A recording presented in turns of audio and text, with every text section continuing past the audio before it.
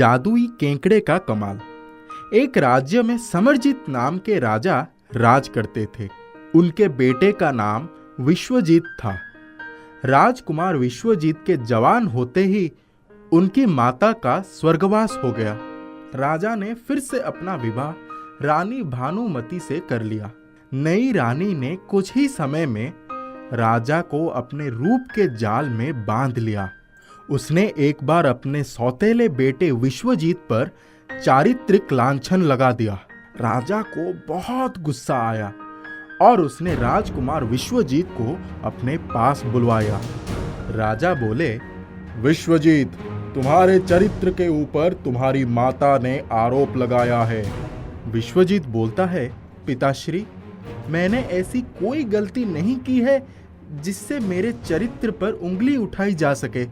फिर राजा जी बोले, तुम इसी समय मेरे आंखों के सामने से हट जाओ और फिर कभी अपना चेहरा मत दिखाना। विश्वजीत के लिए ये बहुत बड़ा आघात था। उसने सपने में भी ऐसे कल्पना नहीं की थी। उसे उसके ही पिताश्री ने अपने राज्य से निकाल दिया था। विश्वजीत एक नई और अनजानी मंजिल के लिए निकल पड़ा। रास्ते में उसे एक कुटिया दिखाई दी। वो प्यासा था, इसीलिए उसने कुटिया का दरवाजा खटखटाया। एक साधु जी बाहर आ गए। विश्वजीत ने बोला, महाराज प्रणाम। फिर साधु जी बोलते हैं, सदैव कल्याण हो। आओ वत्स, विश्राम कर लो। साधु जी ने जल लाकर राजकुमार को पिलाया और बोले, आप किस मंजिल के लिए प्रस्थान कर रहे हो?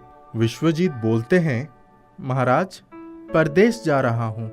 मंजिल से अभी अनजान हूँ। आपसे कुछ दिशा निर्देश की अपेक्षा रखता हूँ। फिर साधु जी बोलते हैं, बस कुछ बातों का ध्यान रखना। पहली बात, कोई भी दूर का सफर अकेले नहीं करना। दूसरी बात, किसी अजनबी पर विश्वास नहीं करना। और तीसरी बात, परदेश में जहां भी बैठना या आराम करना हो, उस स्थान को अच्छी तरह से जांच परख लो। अब ईश्वर का नाम लेकर अपनी यात्रा प्रारंभ करो। विश्वजीत ने बोला, प्रणाम महाराज, आज्ञा दीजिए। फिर साधु जी ने बोला, ईश्वर आपका कल्याण करे। राजकुमार वहां से चल पड़ा। रास्ते में उसे एक बार फिर प्यास लगी तो वो एक तालाब के किनारे पहुंच गया। उसने मुंह धोया और पानी पिया। वो साधु महात्मा के द्वारा कही गई बातों के बारे में सोच ही रहा था कि प्यारा सा बड़ा केकड़ा उसके पास चलकर आ गया। उसने उस केकड़े को उठाकर अपनी थैली में रख लिया और बोला, अब मैं इस सफर में अकेला नहीं हूं। मेरा दोस्त केकड़ा अब मेरे साथ रहेगा। राजकुमार चला जा रहा था। दोपहर का समय हो गया था। पेट में चूहे कबड्डी खेल रहे थे। उसने एक छायादार पेड़ के नीचे रुकना ही उचित समझा। उसने खाने की पोटली निकाल ली और केकड़े को भी बाहर निकाल दिया। वो दोनों मिलकर भोजन करने लगे। वो केकड़ा भी इंसान के रूप में एक साथी पाकर बहुत प्रसन्न हो गया था। विश्वजीत ने खाना अधिक खा लिया था। उसे नींद आने लगी और वो सो गया। वहां दो दोस्त सांप और कौवा रहा करते थे। जब कोई मुसाफिर उस पेड़ के नीचे सो जाता, तब सांप आकर उसे काट लेता था और उसके बाद कौवा आकर उसकी आंख निकाल लेता था। सांप पेड़ के पास से बाहर निकल आया और विश्वजीत को डस लिया। उसके बाद कौवा आकर उसके सिरहाने बैठ गया। केकड़ा ये सब देख रहा था। कौवा जैसे ही विश्वजीत की आंख निकालने के लिए आगे बढ़ा, केकड़े ने उछलकर उसी कौवे का टेटवा पकड़ लिया।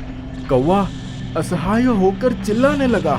केकड़ा ने बोला, ए कौवे, अपने दोस्त सांप को जल्दी से बुला और डसी हुई जगह से जहर निकालने के लिए कह दे, वरना तुझे जान से मार डालूंगा। तभी कौवा बोलता है, सांप भैया, जल्दी आओ, जहर निकालो। आओ, मेरी जान बचा लो। सांप अपने दोस्त की पुकार पर बिल से बाहर आया और आकर विश्वजीत के डसे हुए स्थान पर मुंह लगाकर पूरा जहर बाहर निकाल लाया। राजकुमार तुरंत उठकर बैठ गया और बोला, आज तो बड़ी अच्छी नींद आई। फिर केकड़े ने बोला, पहले उस सांप को मारो मेरे भाई। राजकुमार ने डंडा उठाया और उस सांप का काम तमाम कर दिया। केकड़े ने सारी बात बता दी। तब राजकुमार ने उस साधु महात्मा की बात को फिर से याद किया और केकड़े को धन्यवाद दिया। राजकुमार आगे की ओर चल दिया। वो एक सराय पर पहुंच गया। रात हो चुकी थी, इसलिए उसने वहीं रुकने का विचार बना लिया। उसके पास एक आदमी चलकर आया और बोला, आप परदेसी लगते हैं, हमारे मेहमान हैं। चलिए, मैं आपके रहने और खाने का अच्छा प्रबंध कर देता हूँ। तभी विश्वजीत ने बोला, ठीक है, चलिए। राजकुमार को एक अच्छे कमरे में बिठाया गया। कुछ ही देर में उसके सामने रात्रि के भोजन की थाली आ गई। उसने बड़े प्रेम से खाना खाया और केकड़े को भी खिलाया। तभी आदमी ने बोला, आप भोजन कर चुके हैं, चलिए, विश्राम कक्ष में आपकी पलंग सजी हुई है, आप आराम कीजिए, मैं चलता हूँ। विश्वजीत ने बोला, ठीक है, चलिए। विश्राम कक्ष में अच्छे बिस्तर के साथ पलंग सजी हुई थी।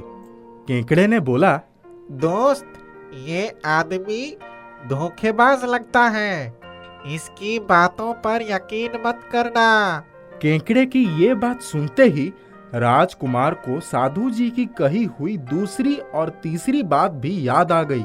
किसी भी अजनबी पर विश्वास नहीं करना चाहिए। जिस स्थान पर बैठना या आराम करना हो, उसे अच्छी तरह से जांच परख लेना चाहिए। विश्वजीत ने बिस्तर पर जोर से 2 बार हाथ मारा। अचानक सारा बिस्तर नीचे गिर गया और उसने ध्यान से देखा तो उस पलंग के नीचे एक गहरा कुआं भी था। ये देखकर राजकुमार दंग रह गया। फिर केकड़ा ने बोला, मैंने कहा था वो आदमी धोखेबाज है। अच्छा हुआ हम बच गए। अब यहाँ रुकना ठीक नहीं है, चलो चलते हैं। विश्वजीत अपना सामान और दोस्त केकड़े को लेकर वहां से चल दिया। वो दोनों एक दूसरी अच्छी सराय में रुके।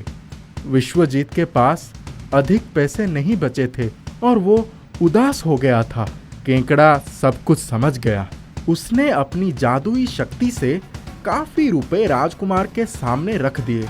इतनी दौलत देखकर राजकुमार अचंभित हो गया। विश्वजीत ने बोला, मुझे इस बात की दोहरी खुशी है कि मेरा दोस्त परोपकारी होने के साथ साथ एक बड़ा जादूगर भी है। सवेरे उस राजा के एक कर्मचारी ने डुग्गी पीटते हुए कहा, सुनो सुनो, राजकुमारी सुनैना की तबीयत बहुत खराब है, उसका इलाज कोई भी वैद्य नहीं कर पाया। जो नौजवान राजकुमारी का इलाज करके उसे स्वस्थ कर देगा, राजा उसे आधा राज्य और राजकुमारी का उसके साथ विवाह कर देंगे। सुनो सुनो सुनो। केकड़ा ने बोला, क्यों दोस्त, राजकुमारी सुनैना से विवाह करोगे? राजकुमार कहते हैं, दोस्त, वो राजकुमारी अपनी किस्मत में कहाँ? फिर केकड़ा बोलता है, मुझे अपना दोस्त कहते हो और किस्मत का भी रोना रोते हो। यदि तुम विवाह करना चाहते हो तो मुझे साथ लेकर राजा के पास चलो। मेरे पास औषधियों का पूरा ज्ञान है, मैं तुम्हारी मदद करूंगा। राजकुमार विश्वजीत केकड़े को लेकर राजा के यहाँ पहुंच गए और बोले, हुजूर, यदि आप आज्ञा दे तो मैं राजकुमारी सुनैना का उपचार कर सकता हूँ। फिर राजा जी बोले, अवश्य, आप राजकुमारी का उपचार कीजिए। केकड़े ने राजकुमारी की बीमारी पूरी तरह से समझ लिया और राजकुमार को उसके उपचार हेतु औषधि का सही दिशा निर्देश भी कर दिया। राजकुमार ने सारी औषधियां मंगवाकर राजकुमारी सुनैना का उपचार किया और वो पूरी तरह से स्वस्थ हो गई। राजा ने राजकुमार विश्वजीत और राजकुमारी सुनैना का विवाह कर दिया और वो सभी लोग खुशी खुशी रहने लगे।